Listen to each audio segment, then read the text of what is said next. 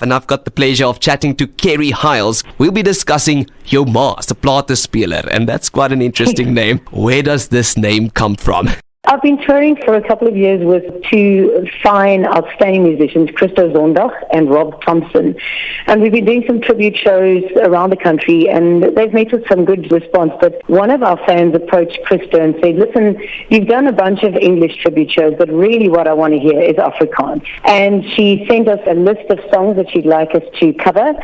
And we started designing a script around those songs and discovered that it follows a beautiful chronological order of what happens in music technology, from the platespeler to the cassette to the CD to your online streaming music. Yeah. But also what is very interesting is that at the same time that the technology was changing, the music styles in Afrikaans was changing. Yeah. And the political voice of Afrikaans artists was also changing, as was the landscape in our country. So there's all these parallels that run, and they're underscored by this beautiful music that everyone will know. We start with crusty trusties like Daar and move on into some Cradock and into Zoid and various other artists. So we've got a whole smorgasbord of music. It's the very acoustic stuff, and then it moves into heavy rock stuff. And it's stuff that everyone will recognize. And we've had the most wonderful feedback for the couple of shows that we've done already. One of the ladies that came to watch the show in Sedgefield said, "Oh, die musiek bruis in my are. Dit is fantasties om weer te hoor." We've had to reinvent a lot of the music because it is only bass, guitar, and drums.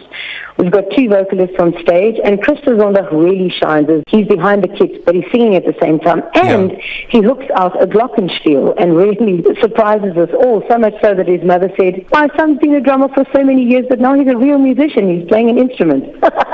It's a lovely show. It runs for about 2 hours. There is an interval as well. The response to the show has really taken us by surprise. We sort of did it as a commission, and it was only going to really be one, maybe two performances. And now it's really branching out. We're going to be doing performances all over the country. What were some of the challenges that you faced by producing and putting up this show? One of the main challenges is that our guitarist is very much an Englishman, and so he had to learn how to play guitar in a foreign language. Yo. And I know that sounds a little bit odd, but because a lot of the chord changes are more based in a traditional kind of music, he plays a lot of country music, but it's not the same as Afrikaans. Yeah. You know, the chord changes are in strange places, so his eyes and his ears were wide open.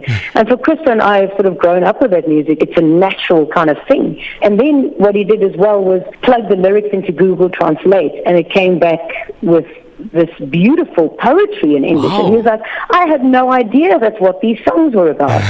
And he used them to his advantage to woo some ladies. Nice. I'm going to take some notes on that. Why should everyone come out and check out this show?